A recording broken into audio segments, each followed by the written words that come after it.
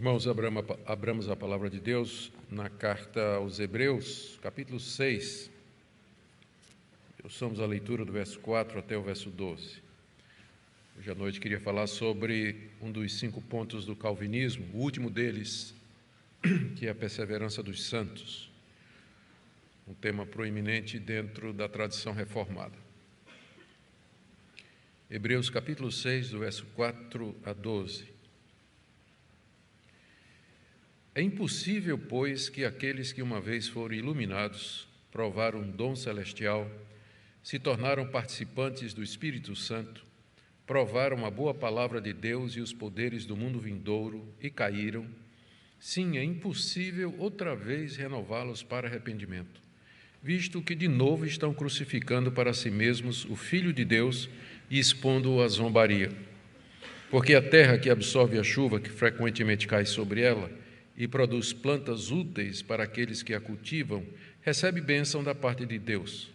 Mas se produz espinhos e ervas daninhas, é rejeitada, está perto da maldição e o seu fim é ser queimada. Quanto a vocês, meus amados, ainda que falemos dessa maneira, estamos certos de que coisas melhores os esperam, coisas relacionadas com a salvação. Porque Deus não é injusto para se esquecer do trabalho que vocês fizeram e do amor que mostraram para com o seu nome, pois vocês serviram e ainda estão servindo aos santos. Desejamos que cada um de vocês continue mostrando até o fim o mesmo empenho para a plena certeza da esperança, para que não se tornem preguiçosos, mas imitadores daqueles que pela fé e pela paciência herdam as promessas. Até aqui a leitura da palavra de Deus.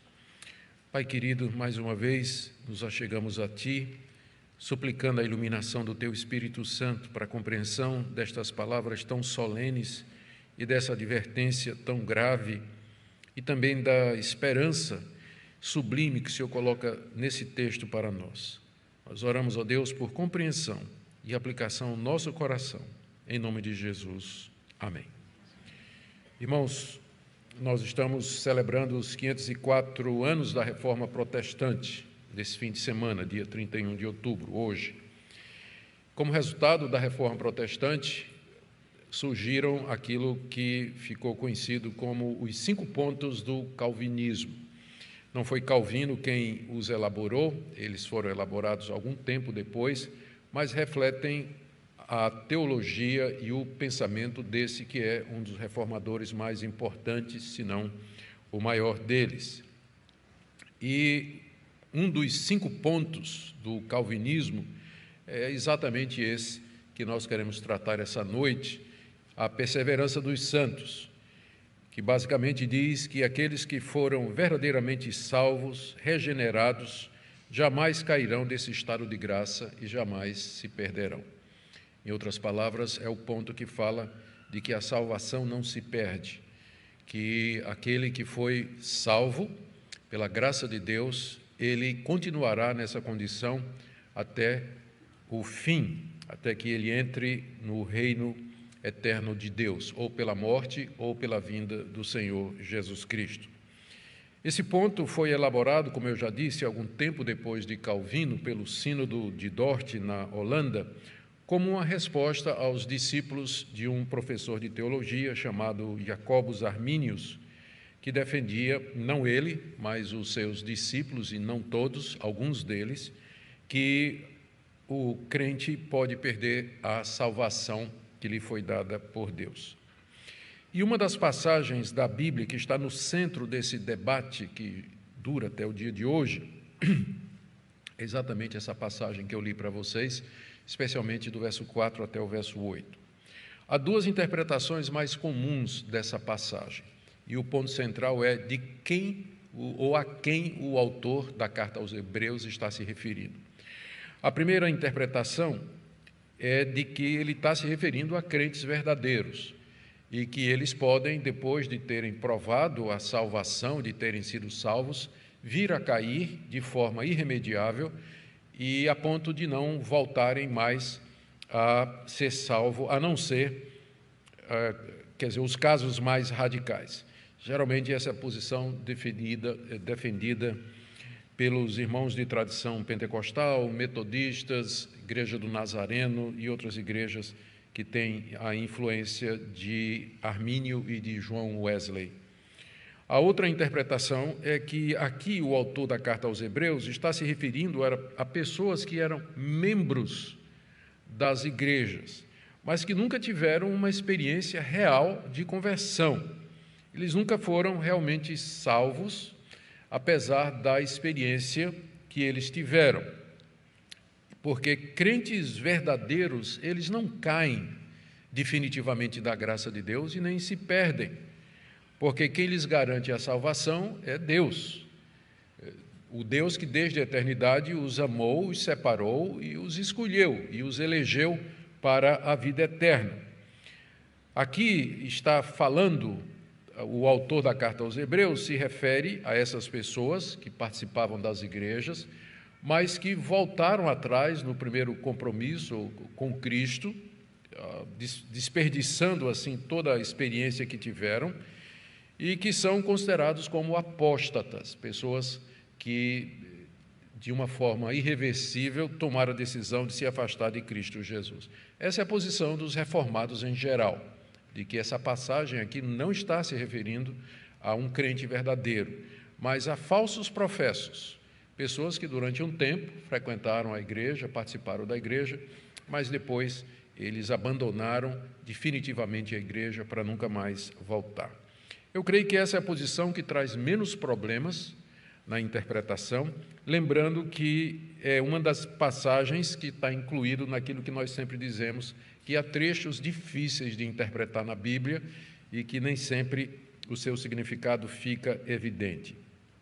Aqui o meu objetivo é encorajar, primeiro, tentar elucidar o texto, com o objetivo de tirar dúvidas ou mal entendimentos a respeito desse ponto que é tão querido para os que são da Reforma Protestante, e também encorajá-los a perseverar e a crescer, que é o que o autor da carta aos Hebreus está fazendo aqui. Então, com esses objetivos em mente, vamos para a exposição da passagem. São 4 pontos principais que eu queria trazer aqui a respeito desse assunto. Antes de entrar no primeiro deles, vamos lembrar o contexto. Capítulo 6, de 1 a 3, o autor da carta faz uma exortação para que os seus leitores, que eram judeus convertidos ao cristianismo e que estavam passando por muitas perseguições e uma pressão muito grande por parte dos seus patrícios para que abandonassem o cristianismo e voltassem para o judaísmo, aqui o autor da carta aos Hebreus os exorta para que eles prossigam no conhecimento de Cristo, para que eles deixem o conhecimento básico e que prossigam para o conhecimento mais completo de Cristo Jesus. Como ele diz aqui, eu acho que é importante a gente ler isso aqui. Ele diz no verso 1, por isso, deixando os princípios elementares da doutrina de Cristo, avancemos para o que é perfeito, não lançando de novo a base do arrependimento, de obras mortas e da fé em Deus, o ensino de batismos, da imposição de mãos, da ressurreição dos mortos e do juízo eterno. Isso faremos se Deus permitir. Se Deus permitir. E isso introduz, então, a advertência que ele faz aos hebreus, outro nome para judeus, no caso aqui, convertidos ao cristianismo. E, como eu disse, essa exortação ela tem 4 pontos aqui que eu queria ver com vocês.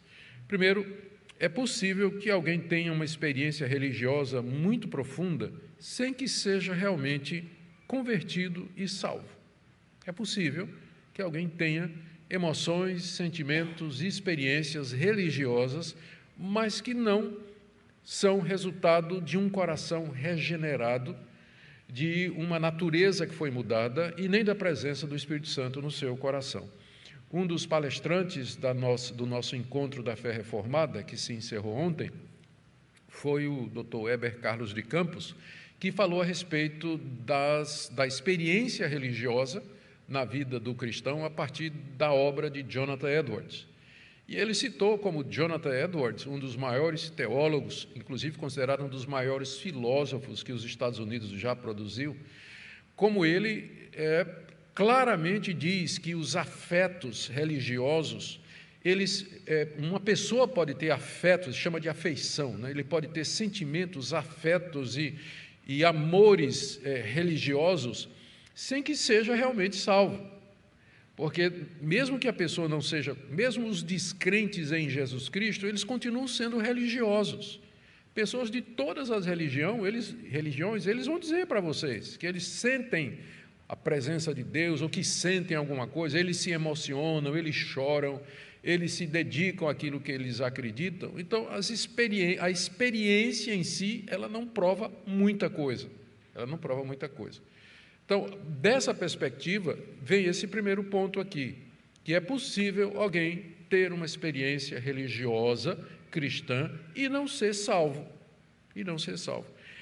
Veja que como o texto aqui está se referindo aos judeus que tinham se tornado cristãos, tinham escutado a pregação do Evangelho, através dos apóstolos e dos seus discípulos, eles tinham abandonado o judaísmo, feito profissão de fé em Cristo, foram batizados em nome de Jesus Cristo, mas agora, debaixo da pressão dos seus conterrâneos, eles estavam pensando em voltar atrás para o judaísmo, de onde, primeiramente, eles tinham saído.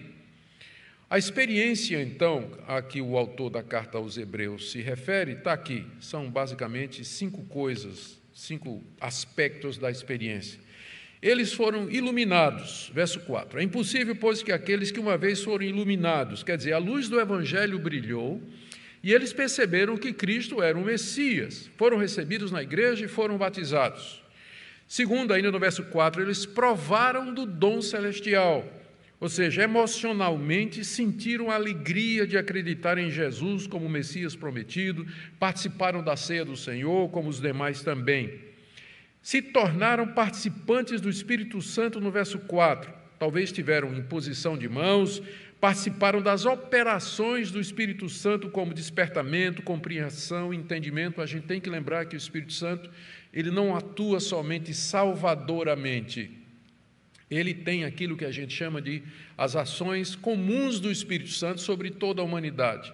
Então, no processo de condução de um pecador a Jesus, o Espírito toca, o Espírito desperta, ele cria um interesse. Então, são ações e operações do Espírito Santo, mesmo que a pessoa não seja convertida. Por isso, essa expressão aqui, que eles se tornaram participantes do Espírito Santo. No verso 5 diz que eles provaram a boa palavra de Deus, ouviram as pregações, talvez profecias naquela época, sentiram o efeito da palavra de Deus em suas vidas e até mudanças no comportamento. Como pastor há muitos anos, quase 40 décadas já pregando o Evangelho, 40 anos, perdão, não sou tão velho assim não, viu, pastor? Eu já vi muito disso. Pessoas, depois da pregação, chegaram e dizer, as pessoas que não são crentes, pastor, o reverendo, pastor, essa sua pregação, que coisa maravilhosa, eu nunca tinha pensado nessas coisas, é impressionante isso, parece que o senhor está lendo minha vida, que coisa maravilhosa. E teve efeito nenhum, a pessoa vai embora, vai para casa e continua a sua vida. Eu vi isso acontecer muitas vezes no meu ministério, não foi só uma vez não. Eles provam da boa palavra de Deus, sentem o efeito da palavra de Deus em sua vida, e alguns até resolvem se emendar, não é? Ouviram uma exortação, ficaram com medo e mudaram o comportamento de alguma coisa, mas não passa disso aí. E diz aí no verso 5 ainda, que eles provaram os poderes do mundo vindouro. Há um mundo que está se aproximando, é o mundo eterno do Senhor nosso Deus, é o reino de Cristo, onde nós teremos a perfeição e as virtudes na sua plenitude. Mas já aqui nesse mundo as pessoas experimentam um pouco de esperança, paz, alegria, sensação de comunhão com Deus. Ou seja, o que você tem aqui é uma descrição de experiências que pessoas podem ter no ambiente, à medida que eles entram no ambiente cristão, numa igreja evangélica, eles podem sentir todo esse tipo de coisa, mas eles não são convertidos. Não prova, não indica necessariamente que o coração deles foi mudado, não foi mudado. O resultado, então, é isso que eu chamo aqui no meu segundo ponto, não é? É que eles num determinado momento, eles voltam atrás e renunciam a Cristo. Ou, para usar a linguagem aqui do autor da carta, no verso 6, caíram, logo no início. É impossível que aqueles que foram iluminados, provaram o dom celestial, se tornaram participantes do Espírito, provaram a palavra de Deus, os poderes da mundo vindouro, e caíram. Ou seja, é possível alguém ter todo esse tipo de experiência e cair. E cair aqui significa negar a Cristo, significa cair desse estado em que eles estavam, cair dessa posição favorável em que eles estavam dentro da cristandade e quase que o Martin Lloyd Jones acha, que era em vias de conversão mesmo, em vias de conversão. Mas eles caíram desse estado, porque negaram a Cristo. Talvez naquele tempo, a gente sabe disso por conta da literatura rabínica no século II, mas no século II o judaísmo exigia que tinha uma oração na sinagoga que dizia: maldito todo que for nazareno, maldito todo que for nazareno, e exigia dos que se convertessem ao cristianismo que dissessem que Cristo é maldito, para que pudesse ser reintegrado ao judaísmo. Então, talvez alguns desses fizeram exatamente isso, para voltar para a antiga religião. Eles negaram a Cristo, amaldiçoaram Cristo, dizendo que era maldito, e então voltaram para a religião. E, naturalmente, abandonaram a igreja e rejeitaram toda aquela experiência que tiveram. Portanto, mais uma vez, isso mostra que essa experiência, embora profunda, ela não tinha sido definitiva, ela não era final. Eles foram profundamente influenciados, mas não eram realmente convertidos, não eram realmente nascidos de novo. Vou dar uma ilustração aqui. Todo mundo conhece a história dos 12 espias que foram enviados por Josué para passear pela terra prometida, levantar a inteligência militar, colher informações e trazer para Josué para que ele liderasse o ataque ali nas nações que moravam em Canaã, a terra prometida. Os 12 espias, um de cada tribo, foram para a terra prometida. Entraram na terra prometida e viram de tudo. Comeram dos frutos, beberam da água maravilhosa, respiraram o ar da terra prometida e voltaram. E 10 deles disseram: não. Só 2 disseram: nós vamos. É a mesma coisa. Gente que entra na terra prometida, sente o cheiro, come do fruto, bebe da água, mas na hora do vamos ver diz não. 2 só que disseram: é de Deus isso aqui, vamos em frente que isso aqui é de Deus. É uma ilustração disso que o autor da carta aos Hebreus está dizendo aqui. Esse pessoal teve toda essa experiência, mas não vingou, não foi em frente. E, portanto, não está se referindo aqui a crente verdadeiro. Logo que eu me converti, eu não tinha a menor intenção de cursar teologia. Eu queria pregar o Evangelho como leigo mesmo, não vi nenhum valor em teologia. Mas teve um pastor muito querido na minha época, isso aí estamos falando da década de 70, final da década de 70, ele era muito querido, muito popular aqui no Recife. E ele liderava movimentos de jovens, pregava em várias igrejas e tudo. E um dia ele me chamou, ele me convenceu. Ele disse: você precisa estudar teologia. Você já está pregando, você está evangelizando, então teologia vai lhe fazer bem. Aquele homem me convenceu, porque eu era impressionado com ele, com sua piedade, com o seu conhecimento da palavra de Deus, a sua capacidade de pregação. Eu entrei no seminário, não demorou muitos anos, ele largou a mulher com vários filhos, saiu, casou com outra, abandonou a fé e negou tudo que ele tinha pregado até aquele dia. Até o dia de hoje, ele está nessa situação. Então, é perfeito. Eu sei que vocês também, alguns de vocês, podem lembrar de casos assim, e conheceram casos assim, de pessoas que pareciam, deram toda a evidência, deram todos os sinais, mas no final era como um daqueles 10 espias que não queriam entrar, por fim, na terra prometida. Então, esse é meu segundo ponto. O primeiro ponto é que é possível alguém ter experiência religiosa profunda e não ser convertido. O meu segundo ponto, baseado no texto, é que algumas dessas pessoas, num determinado momento, voltam atrás renunciando a Cristo. Eu disse algumas, porque é possível isso acontecer e a pessoa continuar na igreja, que é o pior caso, né? Os dois casos são ruins, mas o menos ruim é quando a pessoa cai no coração, porque primeiro a queda é no coração, e aí ela vai embora. O ruim é quando ela cai e continua na igreja, né? E continua na igreja como um falso professo, um falso crente.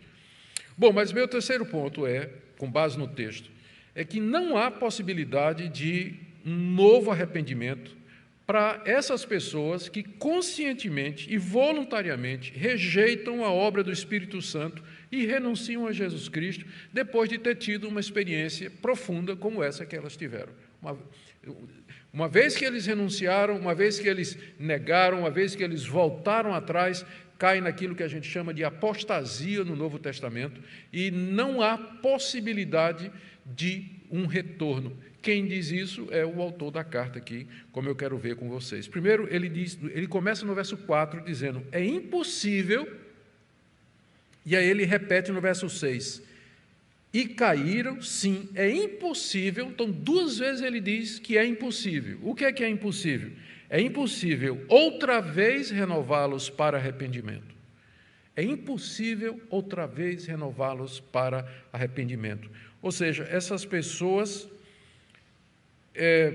rejeitaram tudo isso que eles haviam experimentado e eles teriam que se arrepender de novo. É como que passar por todo o processo outra vez. E se eles passassem, para passar por essa experiência toda outra vez, tem uma série de implicações. São 3 implicações aqui que o nosso autor coloca e que são, ao mesmo tempo, as razões pelas quais não se pode renovar essas pessoas para uma outra chance ou uma outra experiência, não é?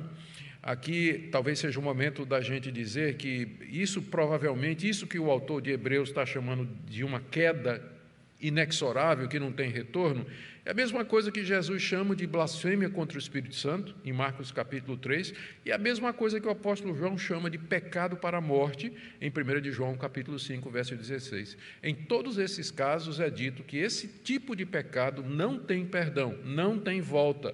Uma vez que ele é cometido, ali significa que a pessoa já entrou num processo de inconversão, né? Desconversão, e o destino dela realmente é a condenação. Mas ele dá aqui 3 razões pelas quais é impossível renovar essa pessoa para o arrependimento. Primeiro, está aí no verso 6, porque isso implicaria em crucificar Jesus Cristo de novo para eles. Veja o verso 6. E caíram, sim, é impossível outra vez renová-lo para arrependimento, visto que de novo estão crucificando para si mesmos o Filho de Deus e expondo a zombaria. É como se a morte de Cristo foi um evento único. Aconteceu uma vez por todas. Então, vale uma oportunidade, uma chance, uma chamada e uma iluminação. Para que você tivesse centenas e milhares de chance, de oportunidade de passar por tudo isso, Cristo teria que ter morrido muitas vezes. Esse é o argumento do autor da carta aos Hebreus. Ele está dizendo para que se você chegou a fazer isso, para você voltar, Cristo teria que morrer uma segunda vez. Você estaria crucificando Cristo uma segunda vez com relação aos seus pecados. Isso significa, a segunda razão que ele dá, é que você vai expor Cristo outra vez à zombaria. Veja o final do verso 6. Para que o apóstata seja renovado, Cristo precisaria ser outra vez crucificado, e o que significa expô-lo outra vez à vergonha, à zombaria e ignomínia. Ele teria que passar outra vez por toda aquela humilhação que ele passou, e todos aqueles insultos, vergonha e desprezo do inimigo, e que você jogou fora, e que você desprezou, e que você simplesmente ignorou quando se aproximou dele e agora simplesmente virou as costas, não levando em consideração o sofrimento que ele passou, a vergonha que ele sofreu. Portanto, a apostasia é um pecado muito sério, é a blasfêmia contra o Espírito Santo, é o pecado para a morte. São as 3 situações do Novo Testamento em que é dito que uma vez que a pessoa entrou por aí, ela não tem retorno. Não há como renovar essa pessoa. E a terceira razão que ele expõe aqui, porque não dá para voltar, é a consequência, é que essa apostasia é a consequência inevitável de quem não reage com fé à palavra de Deus. Aí no verso 7 e 8, ele ilustra isso com uma analogia tirada da agricultura, que é uma ilustração do coração humano baseada na figura da semeadura, que era muito comum naquela época. A sociedade, o Antigo Oriente era uma sociedade que era baseada na agricultura e na pecuária. Então, essas ilustrações são muito comuns. Ele diz aqui, ao porquê, no verso 7, introduzindo a explicação, né? Porque a terra que absorve a chuva, que frequentemente cai sobre ela e produz plantas úteis para aquele que a cultivam, recebe bênção da parte de Deus. Aqui ele está falando do salvo. É como uma terra boa que recebe chuva e, como resultado, ela produz fruto. Inclusive, isso aqui está baseado na parábola do semeador contada por Jesus. Então, produz fruto é uma bênção. Mas, verso 8, se essa terra que é lavrada, sobre a qual cai a chuva que Deus manda, ela produz espinhos e ervas daninhas, é rejeitada, está perto da maldição, maldita é a terra por tua causa, Gênesis capítulo 3, e o fim é ser queimada. Essa analogia ilustra bem. Então, são 2 tipos de coração das pessoas que estão associadas às igrejas. O coração aberto, receptivo, que recebe a palavra de Deus, que como chuva cai sobre ele, que como semente fecunda o solo do seu coração e produz fruto verdadeiro, mudança de vida, arrependimento, transformação, perseverança. Esse é abençoado, esse está salvo. Mas o outro está na mesma situação, recebe a mesma palavra, que como chuva cai no seu coração, que como semente é plantada no seu coração, mas a semente não entra, a semente não encontra lugar para enraizar e produzir fruto. Qual é o resultado de uma terra assim? Ela vai ser queimada. Ela está amaldiçoada e ela vai ser queimada. Essa é a analogia que o autor usa, baseado na parábola do semeador, para explicar a situação. Por que é que não dá para voltar, uma vez que a pessoa teve todos esses privilégios e renunciou a tudo isso, voluntariamente, abriu mão de tudo isso, negou a Cristo, caiu daquele estado de graça, não tem como voltar para aquela situação. E agora vamos para mais o nosso 4º ponto, e aqui a gente entra numa nota mais positiva. O nosso autor está seguro de que seus leitores não se encaixavam na situação que ele acaba de descrever. Verso 9, quanto a vocês, meus amados, ainda que falemos dessa maneira, estamos certos de que coisas melhores esperam vocês, coisas relacionadas com a salvação.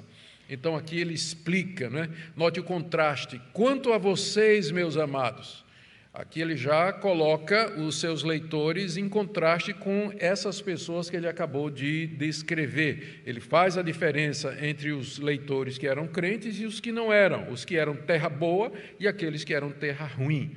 Então, ele está convencido que os seus leitores não são desse tipo aqui, não são terra ruim, gente que de fato se afasta para a perdição final. Embora alguns poderiam se perder, o autor está convencido que, no geral, seus leitores haveriam de ser salvos.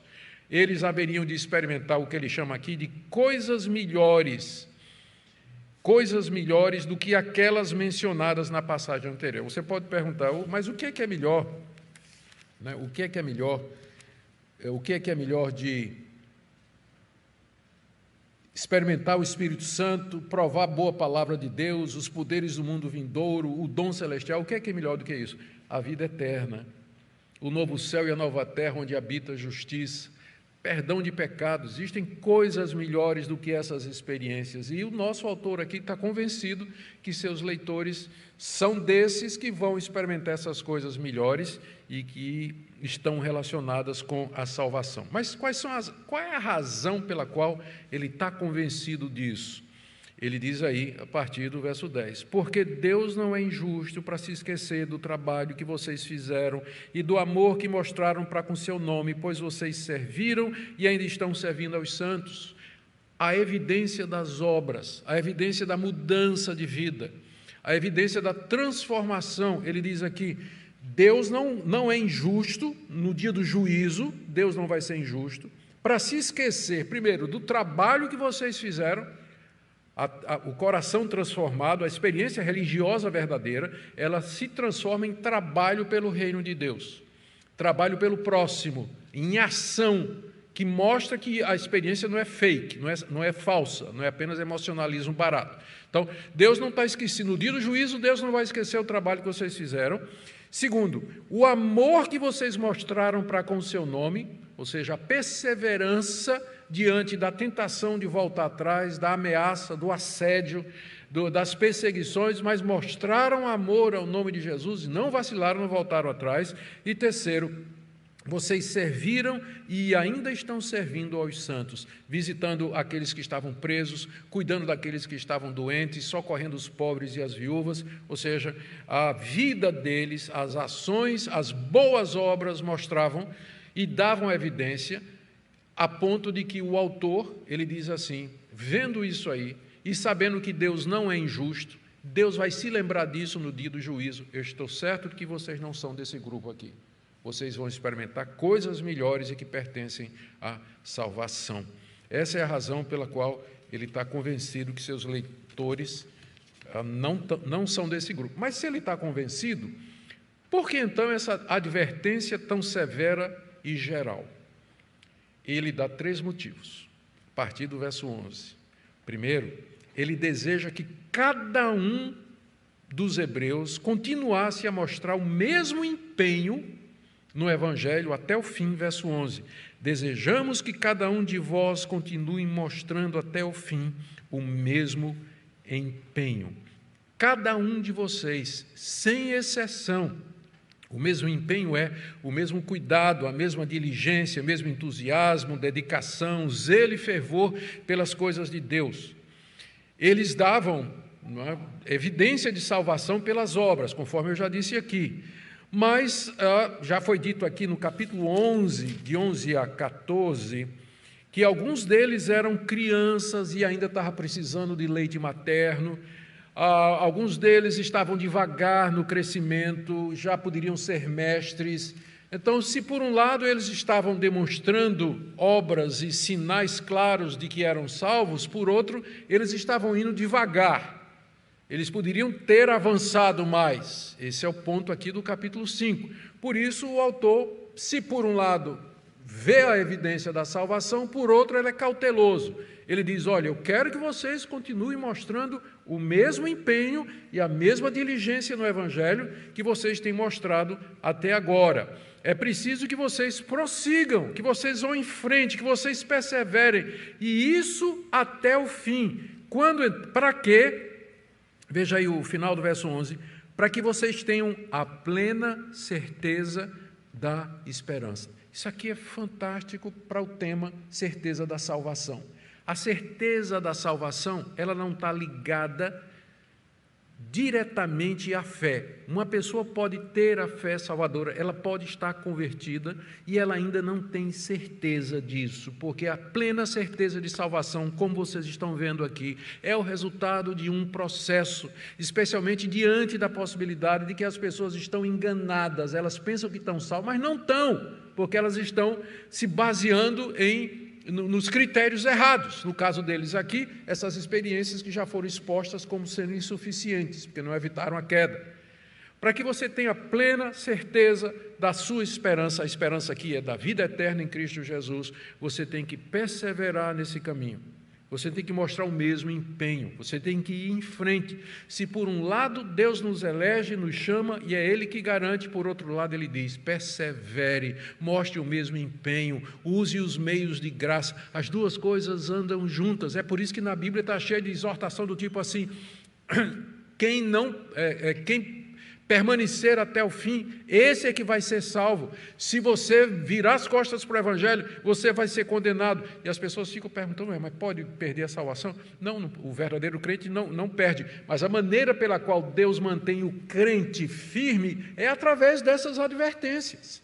As advertências estão na Bíblia para despertar o crente e dizer, olha a seriedade disso aqui. Eu elegi você, eu predestinei você, eu salvei você, mas você tem que perseverar. Você tem que andar nos caminhos que eu determinei, usar os meios de graça. Então, a soberania de Deus não anula a nossa responsabilidade na vida cristã. Pelo contrário, o Deus soberano determinou os meios pelos quais você vai mostrar de que, de fato, é do povo de Deus. Portanto, eu quero que cada um, ele diz aqui, eu quero que cada um continue a mostrar o mesmo empenho até o fim, em contraste com aqueles que caem e voltam atrás, para os quais não há nenhuma esperança. O segundo motivo que ele dá para ter feito aquela advertência tão severa é que ele deseja também que eles não se tornem preguiçosos. Nossa, como é atual essa carta, né? Verso 12. Para que vocês não se tornem preguiçosos. O que é um crente preguiçoso? Tem preguiça de ir para a igreja, ele tem preguiça de ler a Bíblia, ele tem preguiça de orar, ele tem preguiça de tirar tempo para usar os exercícios espirituais, os meios de graça que Deus determinou, comunhão com os irmãos, ler coisas referentes ao reino de Deus, praticar as boas obras que a palavra de Deus nos diz.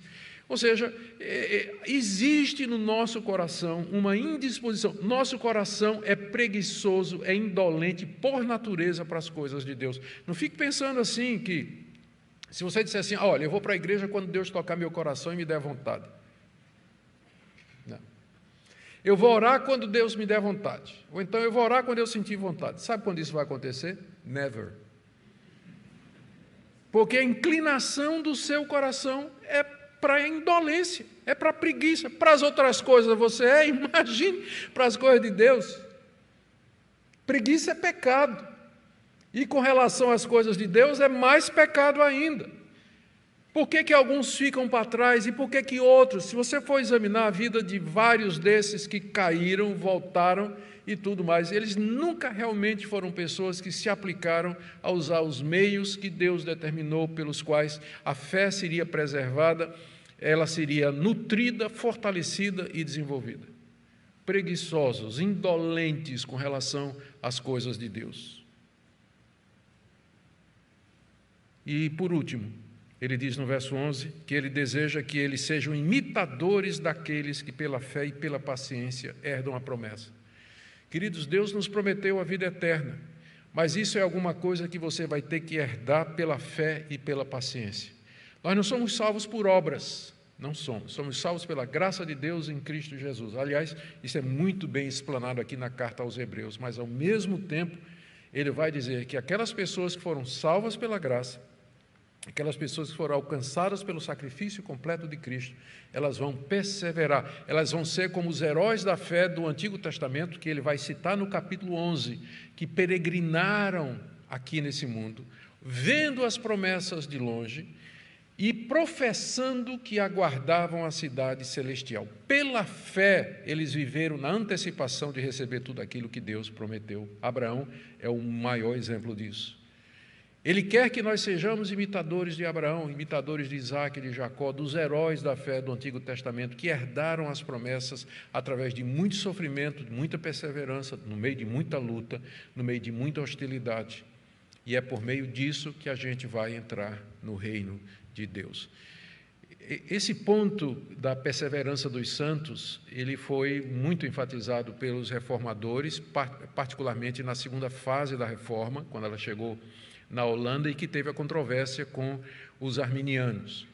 Os reformados calvinistas entenderam que Deus, Ele preserva os que são seus, mas não sem o uso de meios, não sem o uso de meios. Da mesma forma que Deus continua agindo pela sua providência no mundo, e Ele realiza o seu propósito através das causas secundárias, dos meios, através das decisões livres de suas criaturas, da mesma forma Deus nos faz perseverar através dos recursos que Ele estabeleceu, a vida na igreja, os meios de graça, a ceia do Senhor, a leitura da palavra, a vida de oração, a comunhão dos santos, tudo isso Deus deixou para que você perseverasse.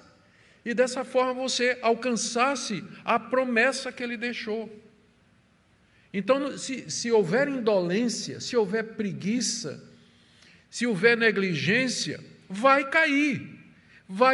E se cair, depois de tudo isso, vai ficar evidente de que sua conversão nunca aconteceu.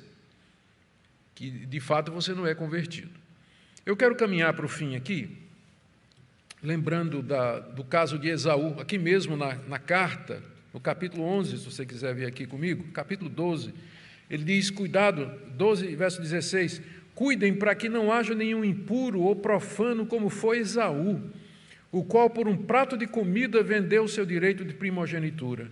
Vocês sabem também que posteriormente, querendo herdar a bênção, foi rejeitado, pois não achou lugar de arrependimento, embora com lágrimas o tivesse buscado. Esaú é um exemplo disso que nós estamos falando. Ele tinha o direito da primogenitura, ele vendeu por um prato de lentilhas, e aí, quando ele viu a besteira que tinha feito, que queria voltar atrás, aí não encontrou lugar de arrependimento. A gente não sabe se o autor está querendo dizer, ele não encontrou arrependimento da parte do seu pai Isaque, porque Isaque não voltou atrás, ele já tinha dado a bênção para Jacó e não deu para Esaú, ou se ele não encontrou arrependimento no seu coração, que é o mais provável.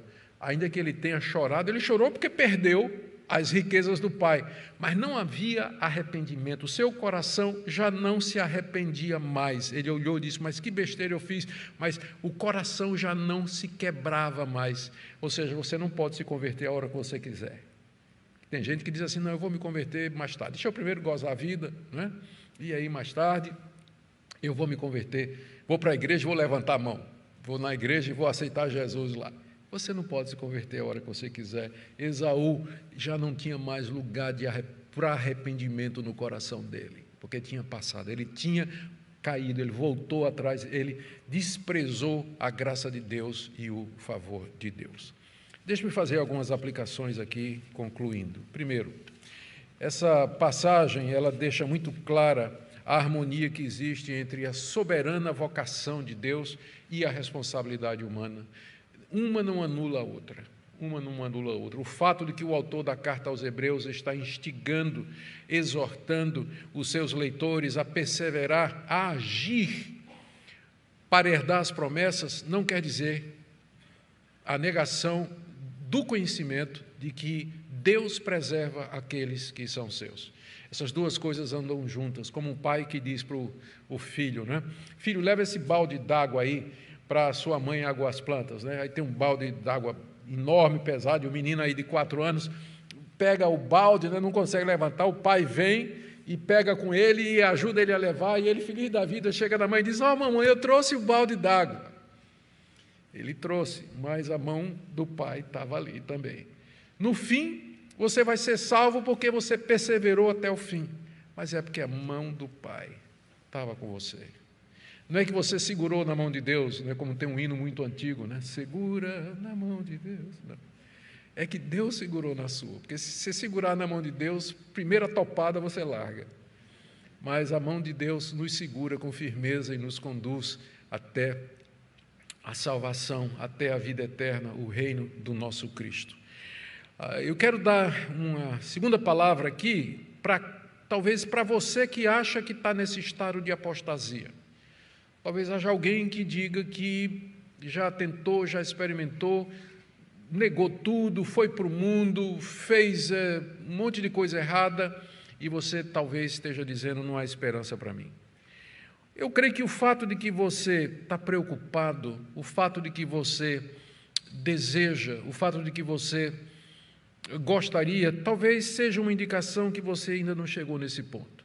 Se você consegue orar, se você consegue sentir o peso no seu coração do pecado que você cometeu, dos erros que você cometeu, lembra da palavra de Cristo, que aquele que vem a mim, de maneira nenhuma o lançarei fora. Se você consegue ainda voltar para Cristo, buscar a Cristo, faça isso. Não deixe passar essa oportunidade.